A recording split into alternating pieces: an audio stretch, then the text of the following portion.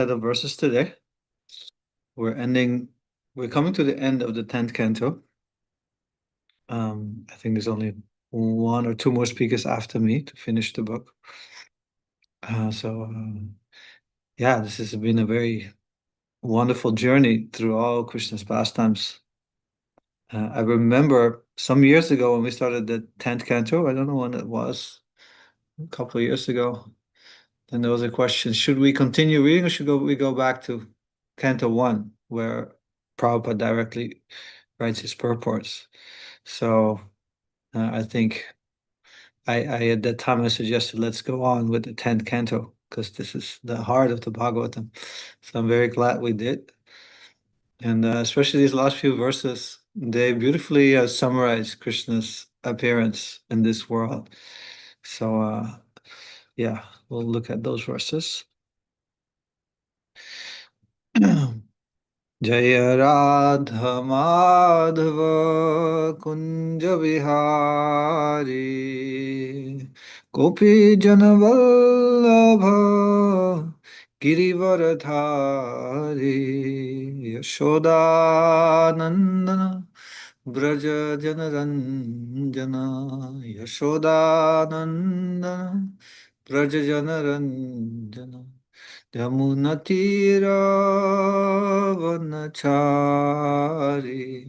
यमुनातीरावनचारी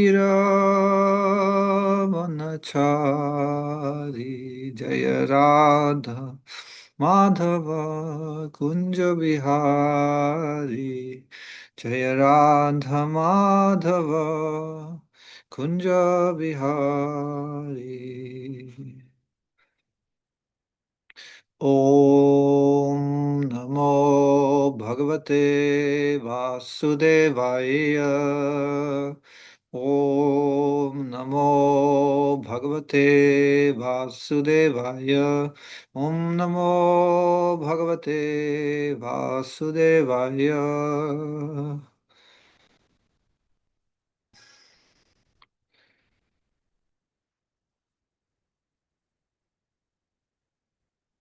I'll share my screen for the verses from today.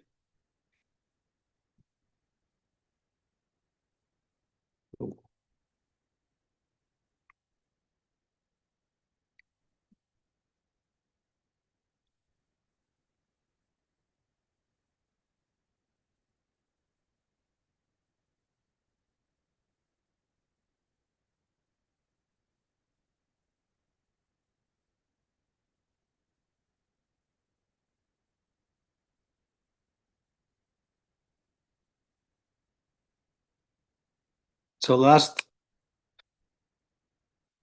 class we heard how Ugrasena has like 3 trillion bodyguards, and there were something like 38 million acharyas who were teaching the princes, Krishna's sons. So some really quite amazing numbers we hear. So maybe we may question how is this possible? So how is it possible for Krishna? He has a Chincha Shakti, inconceivable potency. So he can make the impossible possible. That's his unique feature. So in the spiritual world, there can be unlimited cows and unlimited cowherd boys and unlimited servants and unlimited bodyguards. So really, Krishna, when he manifests his pastimes in this world, he took the whole spiritual world with him. And my spiritual master, Kadambakana Swami, says in one place that in one class he describes that when we go on a holiday, we take one suitcase with us, we take a few belongings with us, we cannot take so much with us. With Krishna, when he travels, when he comes from the spiritual world, he takes everything with him. All his associates, his entire abode, everything becomes manifest. And that's his Achincha Shakti, his inconceivable potency. So now in the verses from today, we're gonna hear again why Krishna appeared in this world and how he fulfilled that need. the need for his appearance, how it became fulfilled, and what makes him so unique among all other forms of the Lord. So we'll start with verse 43. Devasura havahata daiteya ye sudaruna te chotpana manusheshu prajadripta babadhire. The savage descendants of Diti, these are the demons, the descendants of Diti, Daityas, who had been killed in past ages in battles between the demigods and demons, took birth among human beings and arrogantly harassed the general populace. Tannigrahaya harina prokta deva yadokule avatirna kulashatam tesham ekadikam nirpa. To subdue these demons, Lord Hari told the demigods to descend into the dynasty of Yadu. They comprised 101 clans, O king. So when we speak about the dynasty of Yadu, they are subdivided in 101 clans or family lineages, which all descend from King Yadu, who lived many ages before. So the demigods appeared in those various family lineages from Yadu. Tesham pramanam bhagavan prabhutvena bhavad dharihi ye chanuvartinastasya vavridhu sarva yadava. Because Lord Krishna is the Supreme Personality of Godhead, the Yadavas accepted him as their ultimate authority, and among them, all those who were his intimate associates especially flourished.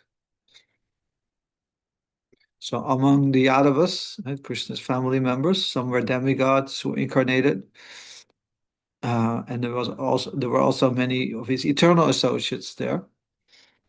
And it said that those were more intimate, and they especially flourished, like devotees like Uddhava and others, Satyaki.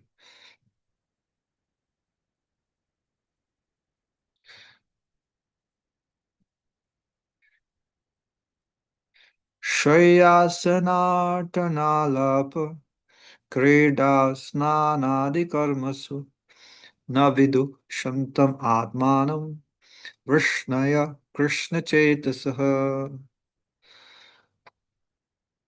The Vrishnis were so absorbed in Krishna consciousness that they forgot their own bodies while sleeping, sitting, walking, conversing, playing, bathing, and so on. So yeah, they're described here as Krishna Chetasa. Their minds were absorbed in Krishna. They were in full Krishna consciousness, even while they're doing, going about life like everyone else does. Lying down, sitting, playing, conversing, bathing. Their minds couldn't be diverted from Krishna for even a moment. So this is the true glory of the Yadu dynasty. They were extremely powerful warriors. Um, they were very opulent. They yeah, yeah, they were famous all over the world in so many ways, but their true glory is described here in this verse. Krishna Chetasa, while doing everything any other human being does, sleeping, sitting, walking, their minds were always absorbed in Krishna. And then the last verse from today, it's a very unique verse. It's one of the longest verses in the Bhagavatam, I think. It has, it's called, the meter is called Shrakdhara, and it has 21 syllables.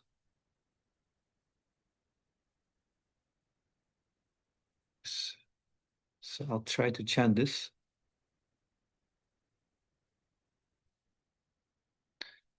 Tirtham chakre nriponam yadajani yadushu swasarit padashocham vidvit snigdha swarupam Yayur ajati parashir yat artenya yatnaha. Yannama mangalagnam shutamat garitam yat krito gotra dharma. Krishnasya itanna chitram kshitibaraharanam kala chakra yudhasya.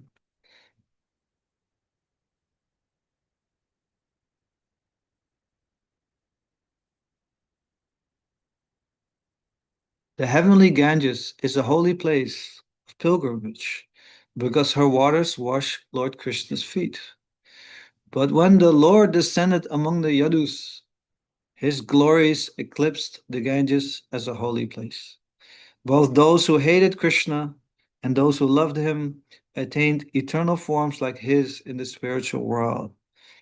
The unattainable and supremely self-satisfied goddess of fortune, for the sake of whose favor everyone else struggles, belongs to him alone.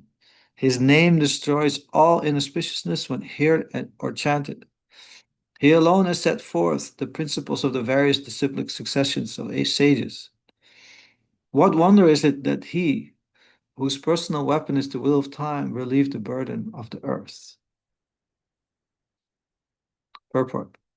From beginning to end, the 10th canto of Srimad Bhagavatam has been exclusively dedicated to reciting the pastimes of Lord Krishna in Vrindavana, Mathura, and Dwaraka. As Srila Vishwanath Chakravarti points out, this verse sums up the 10th canto by mentioning 5 special glories of Sri Krishna that even his expansions, plenary portions, and incarnations do not display.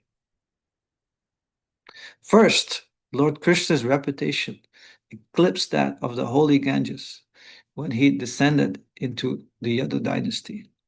Previous to this, Mother Ganges was the most sacred of all tirthas, being the water that had bathed Lord Vamanadeva's lotus feet. Another river, the Yamuna, became even greater than the Ganges by contacting the dust from Sri Krishna's feet in the districts of Vraja and Mathura.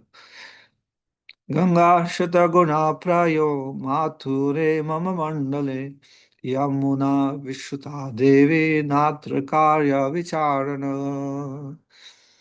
The renowned Yamuna in my domain of Mathura is hundreds of times greater than the Ganges.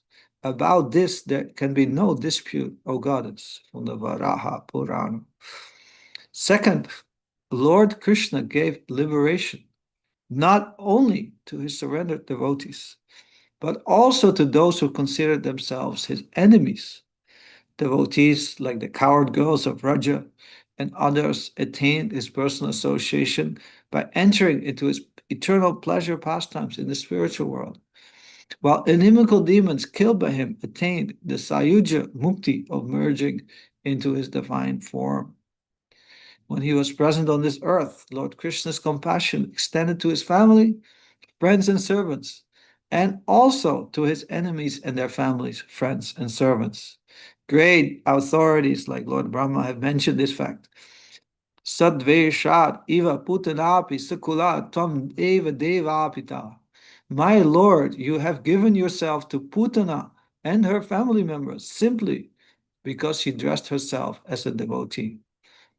Third, Goddess Lakshmi, Lord Narayana's constant companion, whom great demigods serve menially to win her slight favor, was unable to win the privilege of joining the intimate company of Lord Krishna's devotees in Vraja.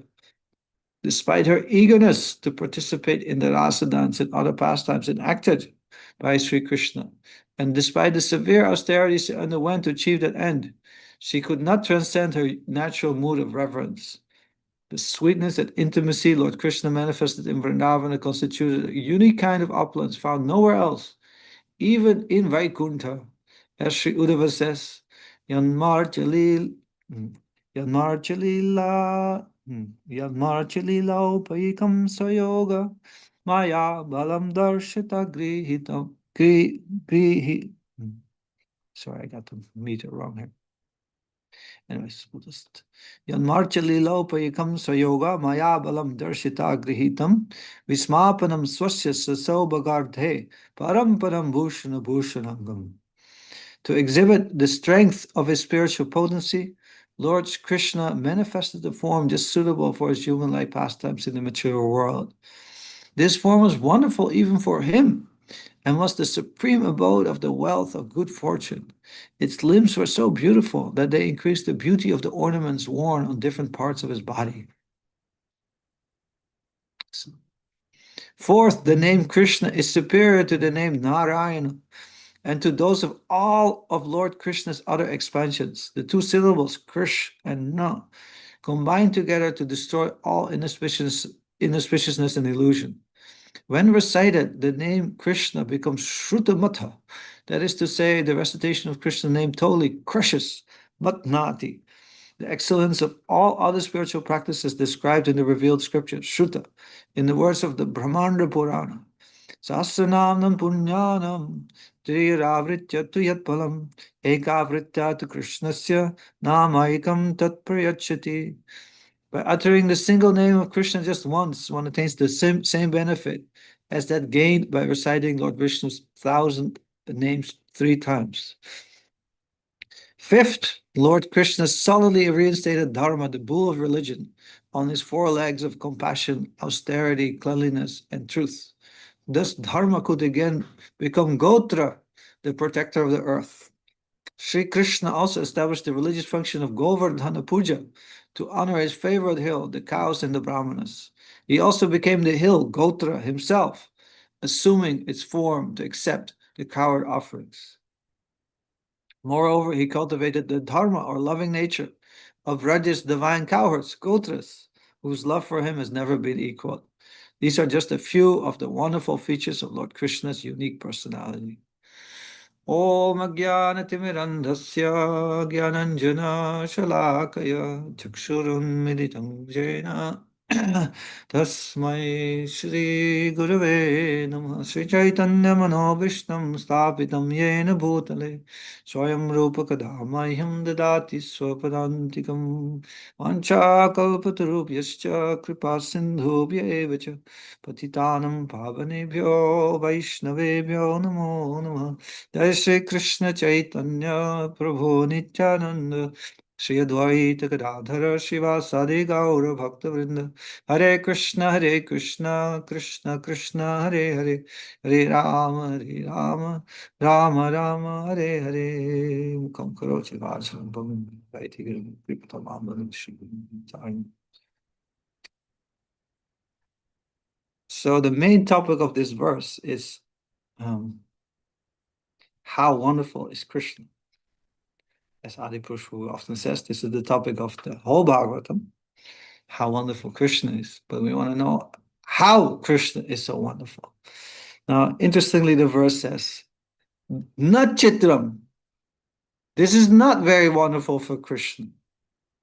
Now, what is not very wonderful? Kshitabara Haranam.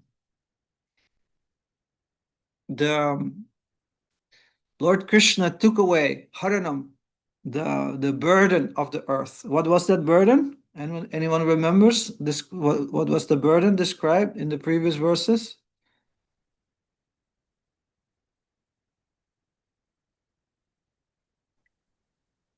The unruly kings. Yeah, and who were these kings?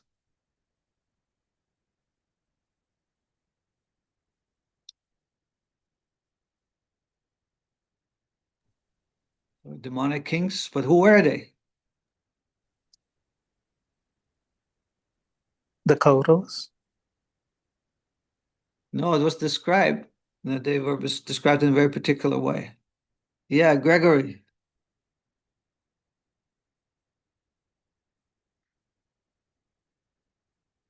I think you may be muted if I'm not hearing you.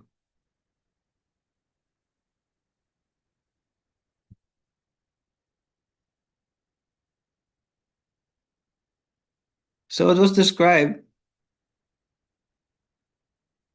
that in the battles between the demons and the demigods, can only imagine these battles, how fierce the battles were. These are all greatly powerful beings, much more powerful than human beings. So in these battles, many demons died. And like Kalanemi, for example, he was a very great demon. He was killed by Lord Vishnu himself.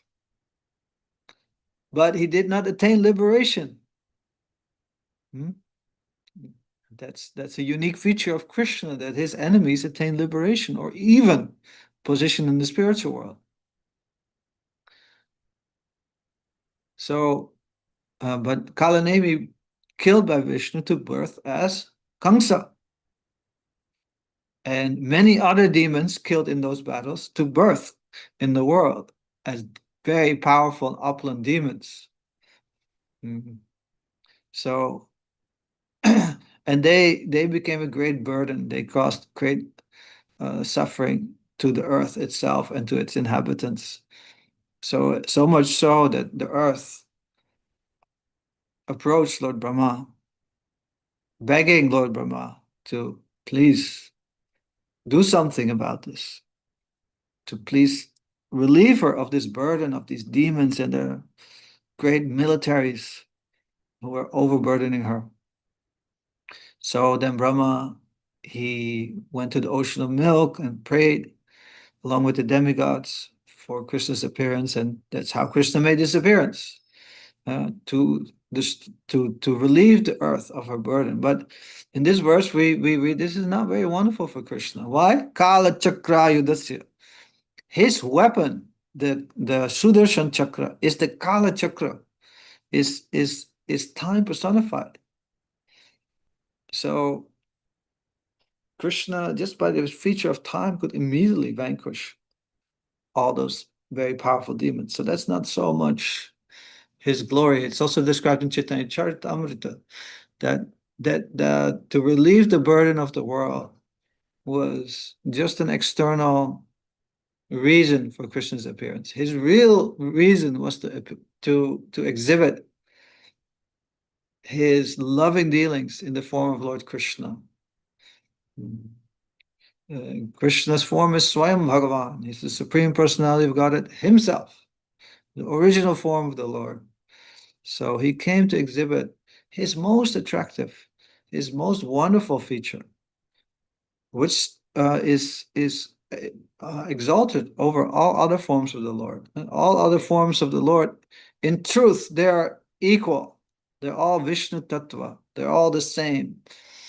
But Krishna is called Swayam Bhagavan because no other form displays the kind of beauty and the kind of sweetness, the kind of opulence like he does, the kind of mercy like he does.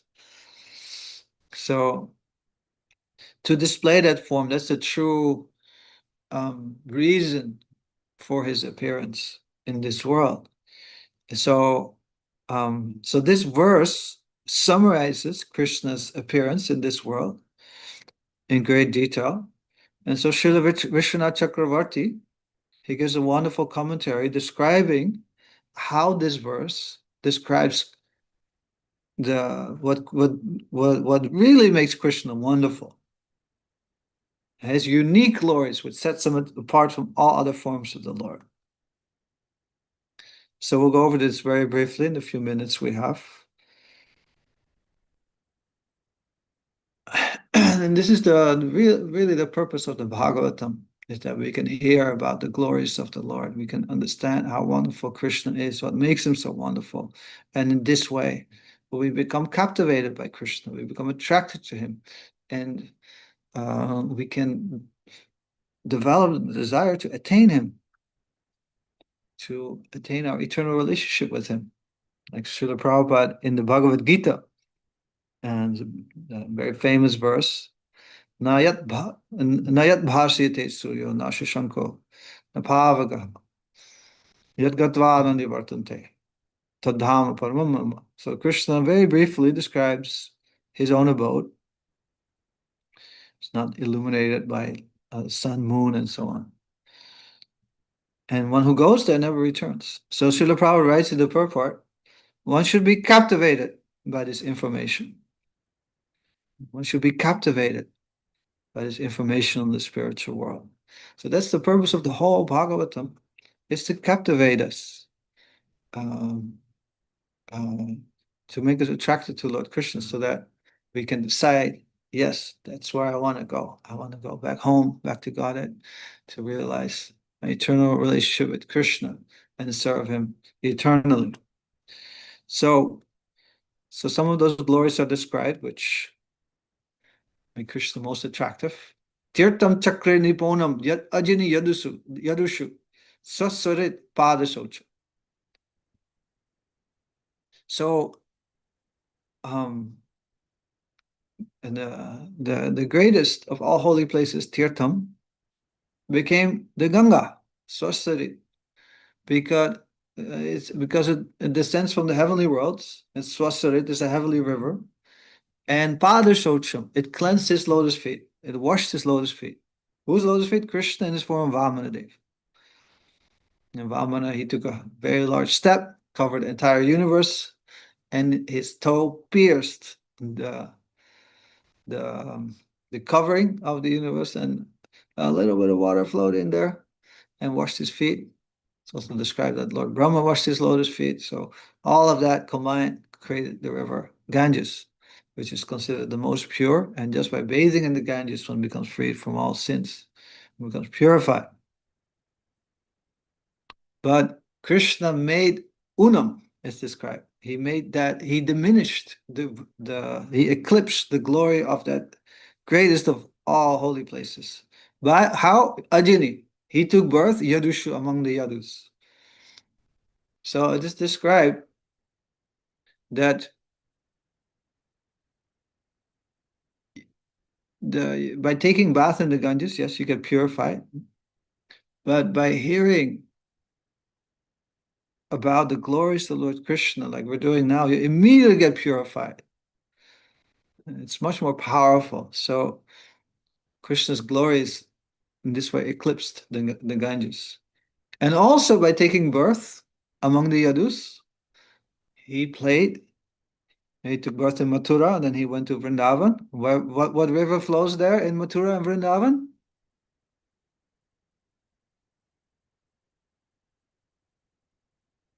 Yamuna. Yeah, Yamuna.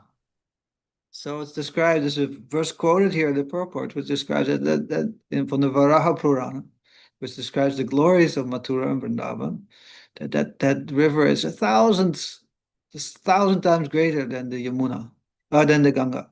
Why? Because Krishna, Swayam Bhagavan himself, performed pastimes in that river. So that's exactly. So the glory of the Ganges was diminished by the glory of the Yamuna, in which Krishna personally bathed and played and performed many pastimes. Of course, the Ganga, after Krishna's appearance in this world, prayed, "Oh Lord, you played in the waters of the Yamuna. Now you please also come and descend and play in my waters." So who then descended to give blessings to Ganga and make her, to settle the score, to make her equal again?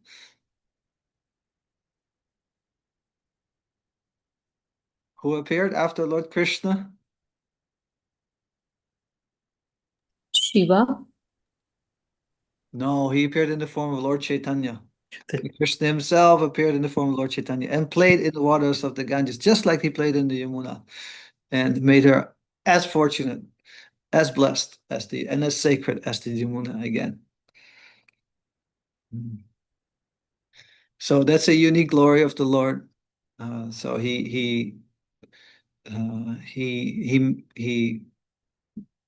by his appearance, he diminished the glory of the Ganges by his own appearance, by the sacredness of his own pastimes, which we can hear about, and that hearing purifies us much quicker even than bathing in the Ganges.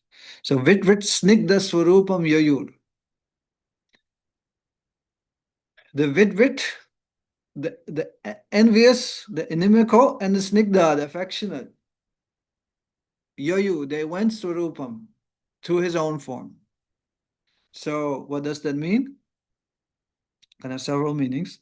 The inimical attained their own form. Like we hear about Putana in the purport, and her Sakula along with her family members. they attained the spiritual world. Putana became a nurse, and she was Vidvit. She was inimical towards Krishna. Or even Kamsa, one way is the main protagonist of Krishna. He also is described, he attained Sarupya Mukti. He attained a form similar to Krishna. He also attained Swarupam, his own eternal form. But to speak of those who are affectionate to him, they all attain their eternal forms in the spiritual world. And others, they attain Swarupam in the sense that they merged into the body of Lord Krishna. They attained Krishna's own form. Or they merged into the Brahma Jyoti. That way they attained Krishna's form, his extended form in the form of his effulgence. So actually, Rupa Goswami also describes in Laghu Bhagavatamrita that no other form of Krishna, there's other unique forms of the Lord, like Narsingha, Rama, and so on. But they did not bestow this kind of mercy on their enemies. And this kind of mercy is only seen in Lord Krishna. So he is exalted over all other forms by the exhibition of mercy, of grace, compassion, even to his enemies. Ajita parashir yat arti anya yatnaha. So this can be explained in many ways, this sentence. One of the ways, as Srila Vishwanath Chakravarti says, is that Shri, the goddess of fortune, who is devoted to Ajita, to the unconquerable Lord, but she could not conquer him. Although yat arte anya yatnaha, she did many kinds of austerities for his sake. So it's described that goddess Lakshmi performed tapasya, extreme austerities, to enter Krishna's pastimes, to enter his Rasa Lila dance, but she could not enter. Why not? Because she did not follow the mood of the gopis. She maintained her mood of awe and reverence, of serving the Lord in opulence. So she could not attain the Lord, Lord Krishna in his Ras Lila. So that's another indication that Lord Krishna is superior to all other forms, because Goddess Sri associates with Narayana and all the other forms of the Lord, but she could not enter the Ras Lila. Yanama Mangalagnam Shrutam Atagaritam. So his Lord Krishna's name is extremely auspicious. It's even greater than the name of Vishnu. There's 1,000 famous names of Lord Vishnu. He chanted 3 times. That equals one name of Krishna. So Rupa Goswami says, I don't know how much nectar these two syllables have produced. When they enter my ear and they enter the courtyard of my heart and dance there, then all my senses become numb. I become captivated by that holy name. So Krishna's holy name is unique. It's extremely purifying, and not only that, it awakens pure love for him, like no other name of the Lord. And then finally, Yat Krita Gotra Dharma.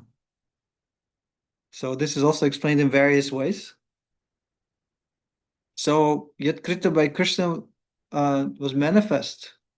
Gotra Dharma, the Dharma which Gotra, which protected the earth. So Krishna reestablished Dharma. The earth was overburdened and so on. So he established Dharma again. He restored the legs of Dharma. So, but it also means Gotra, the protector of the cows, Gotra. That means Gopas. So Krishna exhibited the dharma, the characteristic of Gotra, of a cowherd boy. And in that form, he exhibited a sweetness never seen in any other form of the Lord.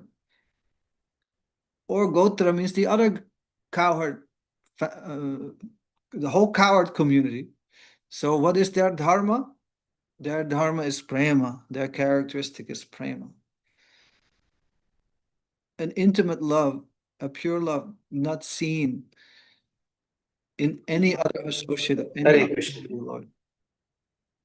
So Yatra Gotra Dharma also means that he exhibited by appearing in his, by making his appearance in the cowherd boy form. He also exhibited dharma, the characteristic of all the other cowherds and their intimate love for him. So in this way, by these five qualities, Krishna exhibited how wonderful he was and how he is exalted over all other forms of the Lord. And so his diminishing the burden of the world, yes, that's definitely a glory, but not his most glorious thing. His most glorious aspect is described by all the other qualities, and in this way, it's exalted over all other forms. So thank you all very much. This is a verse you could speak on for hours and hours and hours. There's so much in there, but we'll stop here. Any questions? Just a reflection, Prabhuji. Thank you so much for class. One thing that stood out for me, can you hear me okay? Yeah. One thing that stood out for me that I really want to take away was Krishna can make the impossible possible. You started out with your lecture, and you said that means a lot to me. Because as I was chanting the Hare Krishna Maha Mantra, and doing the prayer, the Sri Krishna Chaitanya Prabhu Nityananda, Sri Advaita Gadadhara, Sri Vasudev, Gaura Bhaktavinda, I didn't understand it. And I'm very, very grateful to Krishna to make it the impossible possible, because I suffered with a medical condition for 24 years. And finally, I feel like I'm coming to the realization that, you know what, if I really rely on Krishna, he will make the doors open. Thank you. Hare Krishna. Hare Krishna, thank you. Maturana Prabhu. Haribo Vasudev, thank you Hare for Krishna. the beautiful class. Thanks for your expressions of devotion.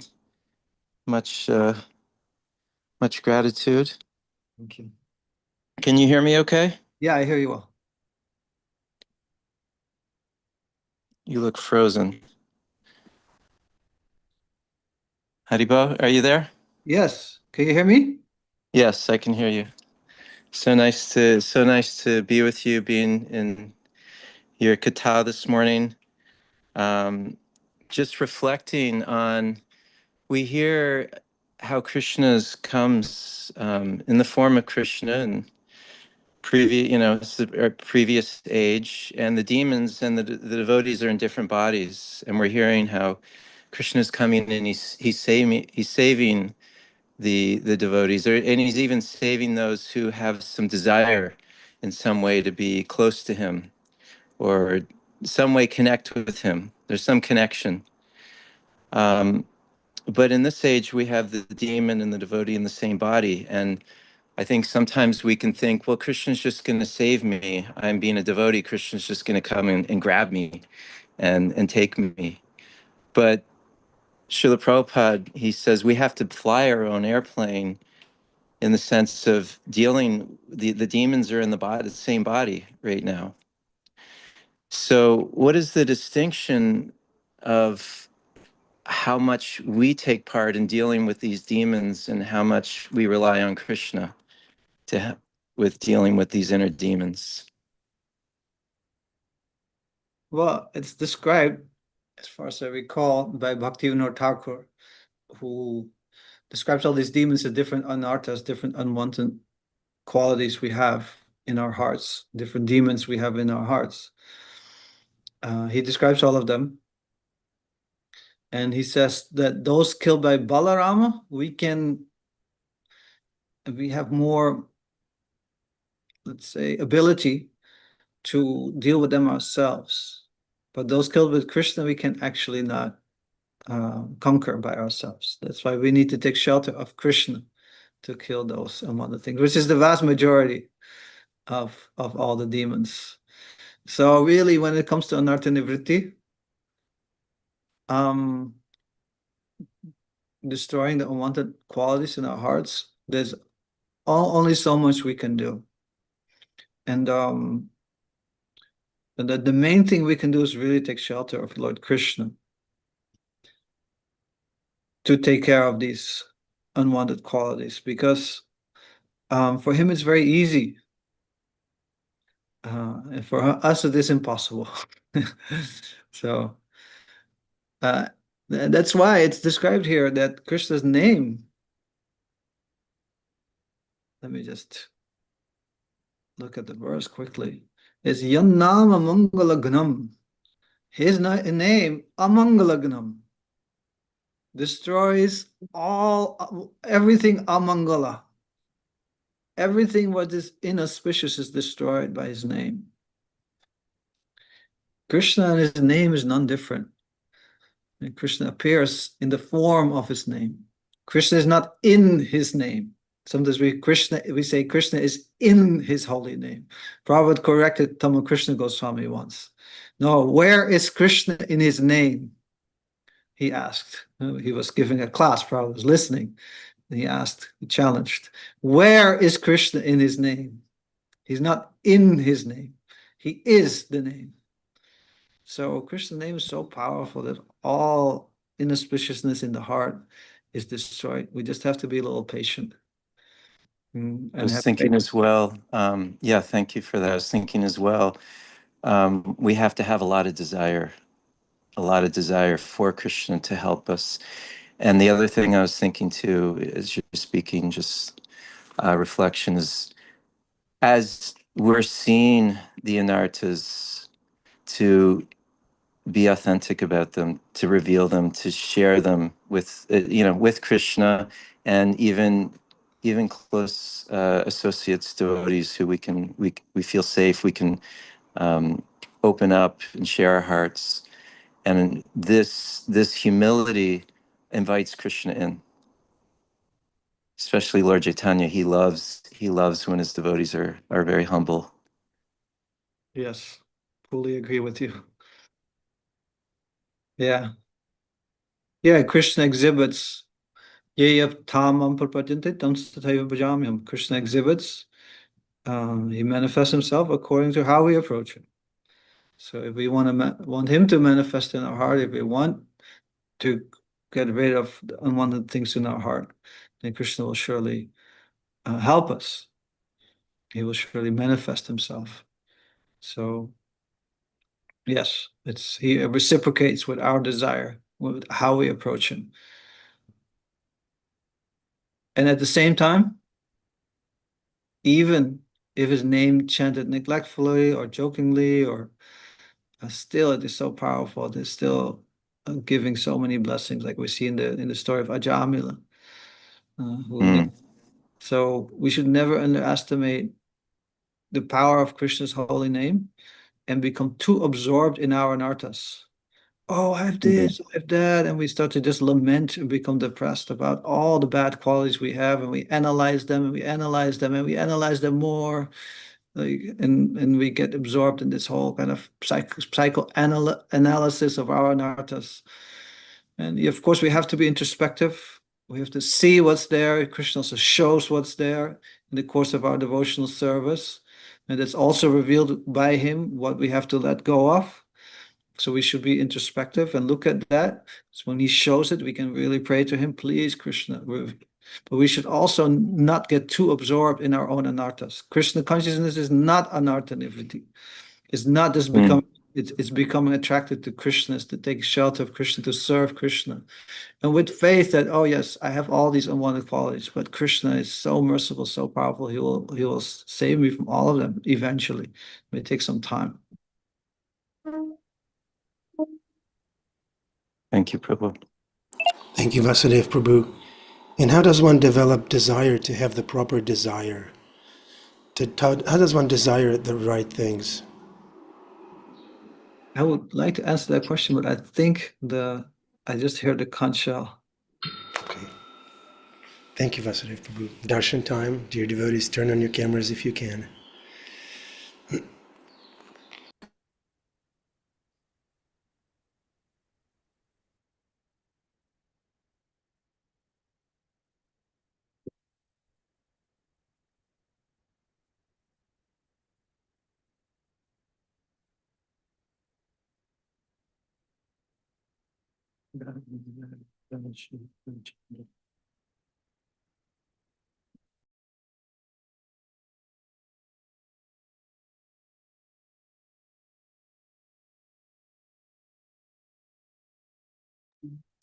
Hare Krishna, Namah Vajami. Namaha Aravinda Laya Vacha.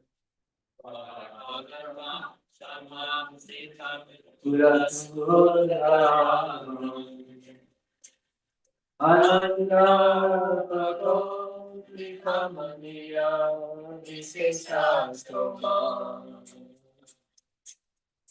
Govindam Adipusha Aham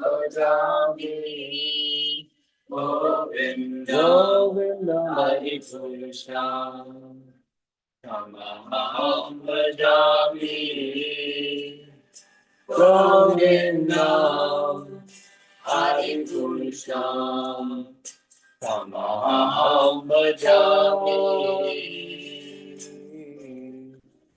Anganiyasa Sakalam Priyavritimati Pasyanti Panti Kalanti Shuram Yajanti Anakumaya Sadhu Valavigrahya Govindam Adipusha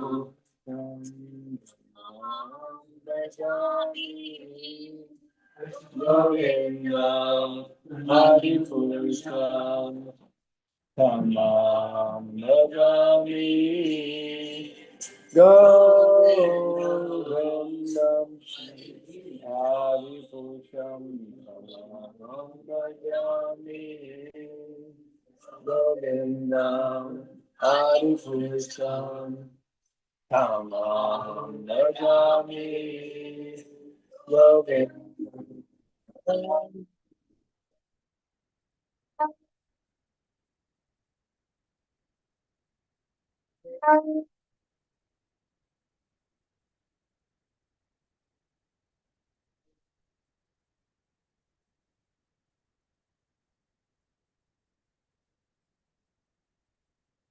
Jai Shri Radha Muradhar.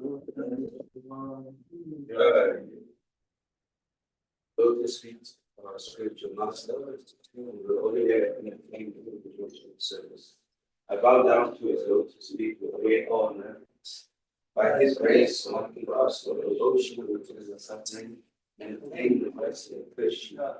My only wish is to have my consciousness purified by the Words emanating from his lotus mouth. Attachment to his lotus feet is a perfection that fulfills all desire. He opens my eyes, eyes my mind, and knowledge. He is my Lord birth after birth. From human static frame emanates, by him ignorance destroyed. Later just see this error. Our spiritual master, Ocean is the friend of the Lord or the master of the devotees. Give us the shade of your lotus feet, the famous spirit of the free world. Take shelter.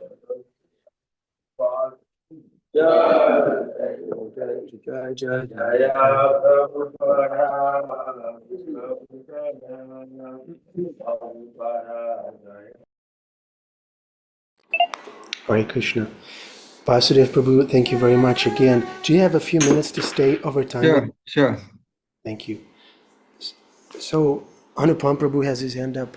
Amen.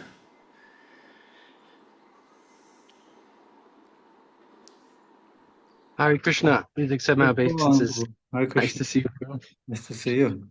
I was appreciating your mentioning this really nice point about how we can only do so much on our end. Ultimately, Krishna is going to be the one who clears out our anartas. And so it's nice because what that means to me is that we ultimately have to endear ourselves to him, and we have to kind of propitiate, and by developing that intimacy and that trust, then he becomes motivated or inspired to help us out in our efforts to love him more.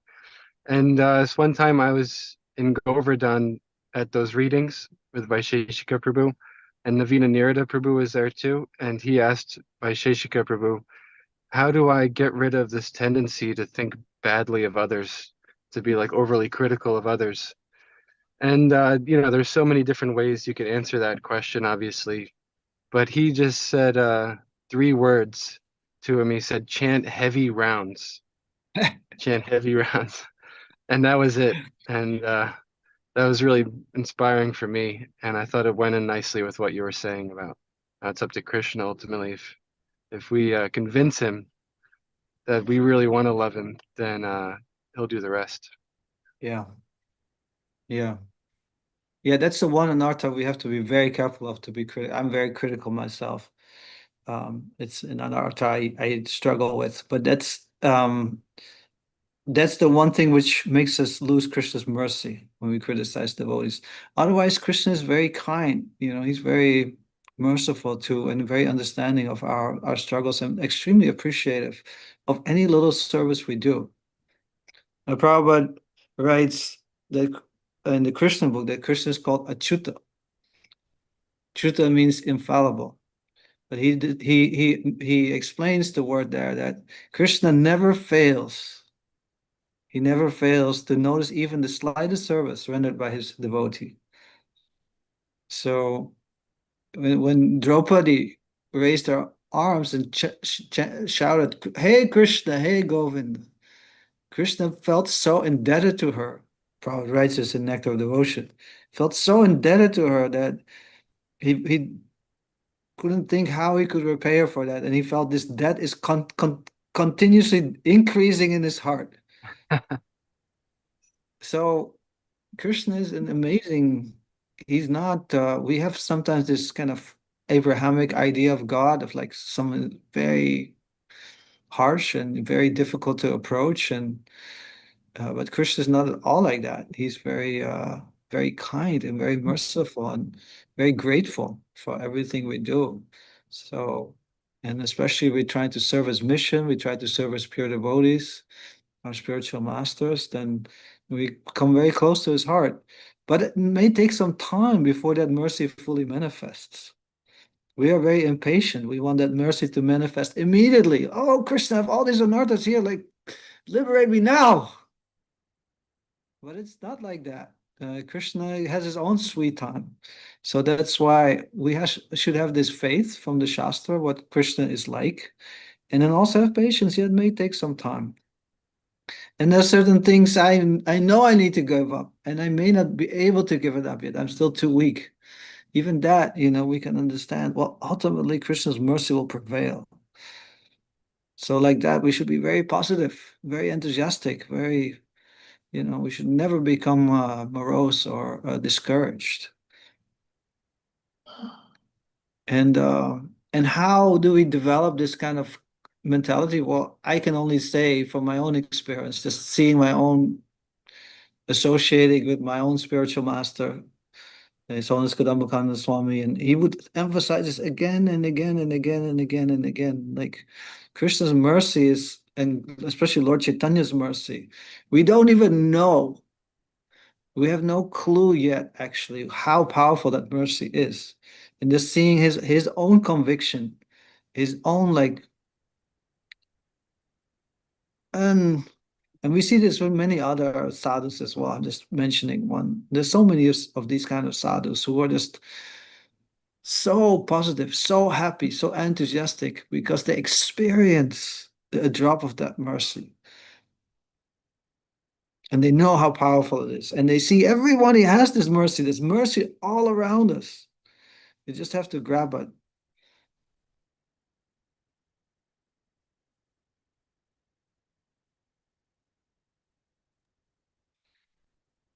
Thank you, Vasudev Prabhu. Mercy is all around us. We just Yes. need to have it. Nice. Men. Thank you so much for such a great class. We all love hearing about Krishna in whichever way. But for me, one of the things that's spoken about Krishna that always kind of catches me off of my guard is when Krishna's beauty is spoken. And I've heard Prabhupada speaking about how Krishna's smile is his mercy and his beauty is his weapon. And I just came across Prabhupada's purport in Chaitanya Charitamrita in Adi Leela, where he speaks about how beauty of Lord Chaitanya is also his weapon. And you just shared the story of Prabhupada asking Tamal Krishna Goswami, where is Krishna in his name? So, it's what I'm hearing is that his name is also his beauty, if his name is not different from Krishna. It's a beauty. When I think about beauty in my mundane world, if I could sense what is beautiful, and we also emphasize sometimes, especially when we start to go on a spiritual path, well, beauty of the outside doesn't really matter so much. It's what's inside. And so there's a disconnect there for me a little bit. I can't quite sort of continue my mind to understand Krishna's beauty. One, because I've never seen him. I like to ask, what is that path of experiencing his beauty, especially in his name? Yes. I can share one experience I had, which really, sometimes we get this mercy in the beginning of our spiritual life. Krishna manifests in a particular way so that our faith becomes strong, because we're still like with one foot in this world, one foot we're trying to dabble in spiritual life. So I don't know, those who read the journey within, at some point Radhanath Swami was in a nightclub in Amsterdam. And there was a devotee there actually who gave him fruit salad in his hands. There was no bowl, he just got the fruit salad in his hands. Anyway, I guess that place got purified by the devotees and Radhanath Swami. So I was there about 30 years later, no, 25 years later, exactly 25 years later. This was many years ago, about 30 years ago. Like 28 years ago, I think. So I was staying with my brother in Amsterdam. And I was starting practicing Krishna consciousness, but still at the same time in the other world. So we went to that same nightclub. It was like a party going on, and we're dancing, and I felt like, wow, this is so empty. Like looking at all the people around and like, oh, this feels so, I'm done with this. I'm really done with this. There's nothing here. I could just see it for what it is. Like Krishna showed it to me. So then at some point we were kind of sitting in a lounge area, and there's a band called Kula Shaker. They're devotees too, actually. So there's a song called Govinda Jaya Jaya Gopala Jaya Jaya. So that song started to play. And somehow while that song started playing, and the name Govinda was there, appeared there for me in that lounge in the nightclub, suddenly I got this insight in the spiritual world. Not that I had a whole revelation of the spiritual world, but it's just like an insight in, wow, this is so, just this sound. I can feel Krishna is here in this sound, and he's calling me. He's manifesting, and it's more attractive. I could understand at that point, this is more attractive than anything else I've experienced so far. The beauty, the harmony, the sweetness of this experience of Krishna is nothing everything is hollow and empty. And I became so convinced at that point. At that point, I like I cut the internally. I really made the cut, and the path to Krishna is really wide open.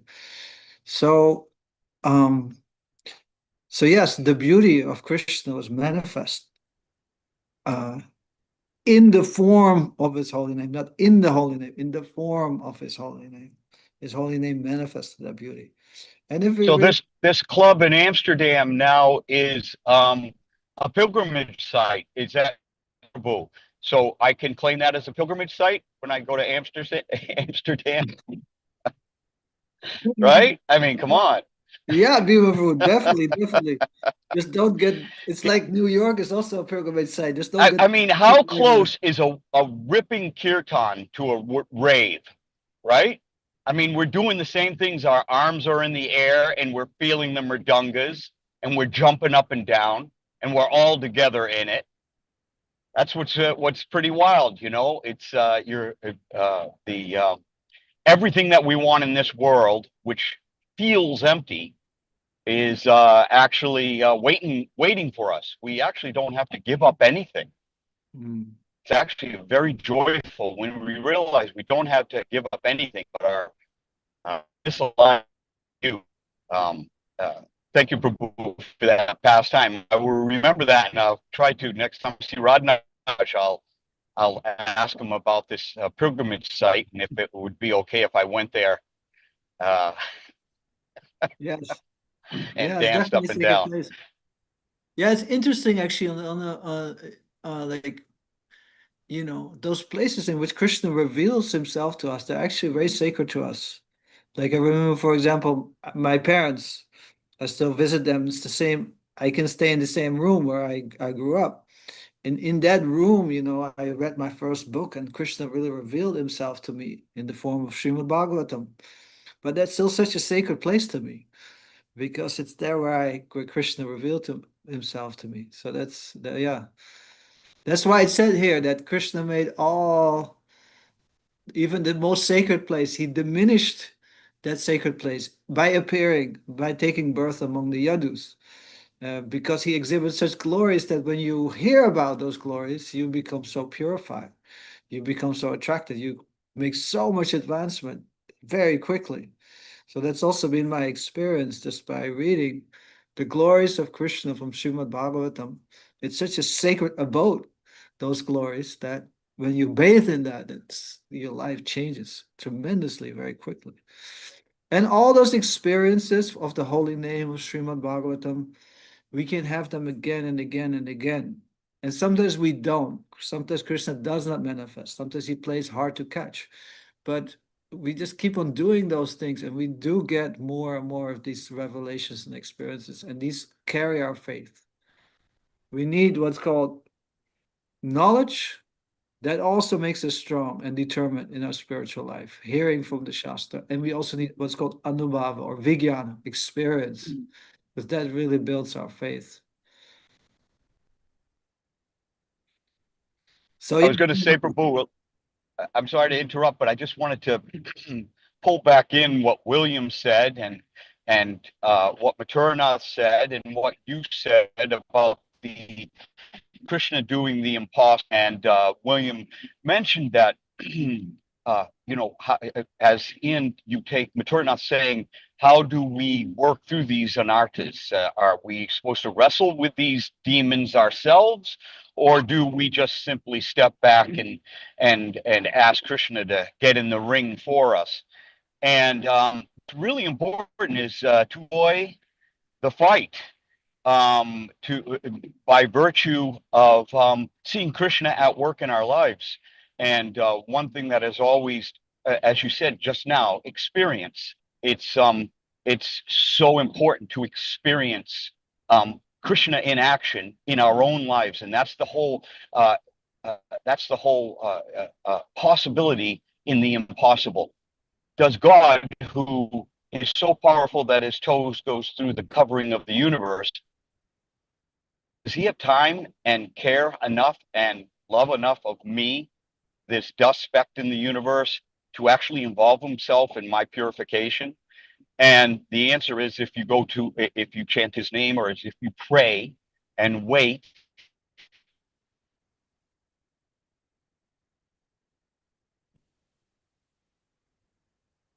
You went there, you felt it. Now the Babuji, you're so freezing up. Babuji, you're freezing up. thank you, Prabhu. I'm in the middle of nowhere. I'm in Oklahoma. I'm on a reservation. Krishna. Well, I hope you'll find Krishna there in Oklahoma. Well, he's there wherever you are. Krishna is also. So, but I hope I'm you bringing will them. see him in a special way. Vasudev, one thing Thank you. I'll just stop reflecting. talking if I'm breaking up. Yeah. One thing, just as a reflection, as you brought up, I appreciate your authenticity. You're saying I'm I I get critical. That's something you're dealing with. So the question we can ask ourselves is, why? What need am I trying to fulfill in being critical? And maybe you can reflect now if you want to. And then once we understand that need that hasn't been met in our life, then we can turn to Krishna with that need.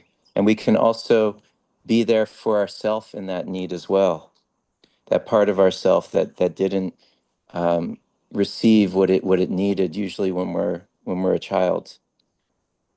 And Well, then we turn to Krishna through that. what we're looking for is perfection. You see, in ourselves and others, we're looking for a perfect situation. When expectations fall short, then we become critical.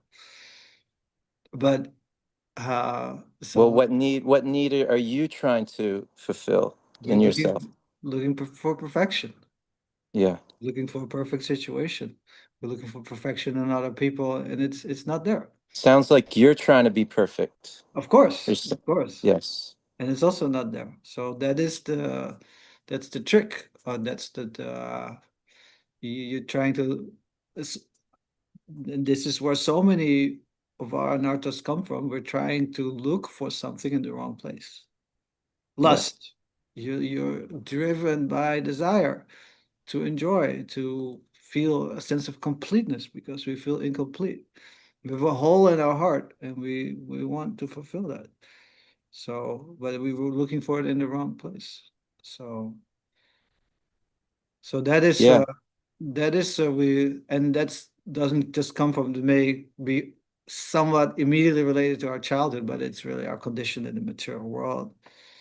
Yeah, Uh, we're bringing it. I mean, we're bringing it from our past life, and then it shows up in our childhood. Then it shows up in our yeah, in our life. We're past trying life, to. in our past life, in our past life, because we're separated from Krishna, Yes, yeah, and we're trying to not fulfill all these needs experiencing Krishna, separately. and then we from that lack we try to, we become attached to so many things and averse to other things. And that's our main main anarthas is this attachment and aversion. I'm attached to this and I'm averse to that. We have to become attached to Krishna and averse to everything else. Yes, and then why? Which keeps us away from Krishna. Not everything else, in the sense that, you see, it's we shouldn't be averse to people, but we should be averse to, let's say, we should be averse to my own attachments, my own obstacles, which keep me away. So, and by Krishna's grace, also these obstacles become revealed to us, and that's when we can pray. That's when we can take shelter. When we want to know them, they become revealed. When we want to know them, a lot of time we're trying to hide, and we're trying to spiritually bypass. So this Yes, goes on a lot, and we're thinking definitely. a lot of time we're thinking, I just want Krishna's mercy. That's going to deliver me. But if we really want to know, and we Yes. it can be Oh, definitely. painful to know. And sometimes we don't want to know, and Krishna still makes us known. That's Krishna's mercy, makes it known. But we have Well, to. he may show us, but if we don't want to know, we'll usually miss it. We'll miss it, and then we'll have to go through him showing us again and again and again Yes. until we want to know, until we Yeah. go, okay, I want to know Krishna. So There these are What's that song that goes, to know him is to love him? It's who? But the Beatles? Not sure, Billy. Well, what I'm trying to say is that if our desire is to know God, if our desire is to know Krishna, then we should love him. And we should show that love in action, not just by words. And that was my We also mistake. have to know thyself. So it's I have to know myself. If we don't know ourselves, how are we going to connect with somebody if we're not in touch with ourselves as well? Is that That's Krishna something. knows us. Krishna knows us deeply. We also have to be in touch with ourselves, though, and know thyself. Hare Krishna Swamiji. Please, Krishna. I'm very sorry. I need to move on to the next part of the day. So thank you all Haribol. very much. Appreciate your insights and your realizations. And yes, thank you. Thank you. Thank you, Vasudev Prabhu. Wonderful class, wonderful afterglow session. You see, it's so sincere, so active. Devotees are so eager to get purified and to get to know Krishna and to love him. Thank you so much, Vasudev Prabhu. Jai. Srila Prabhupada ki jai. He's Yeah. Kadam Bakarna Maharaj ki jai. Hare Krishna. Hare Krishna. Hold it, Devaki Priti, please recite the mantra. Hare Krishna, Krishna Krishna, Hare Hare, Hare Rama, Rama Rama, Hare Hare. Now it's complete. Haribol.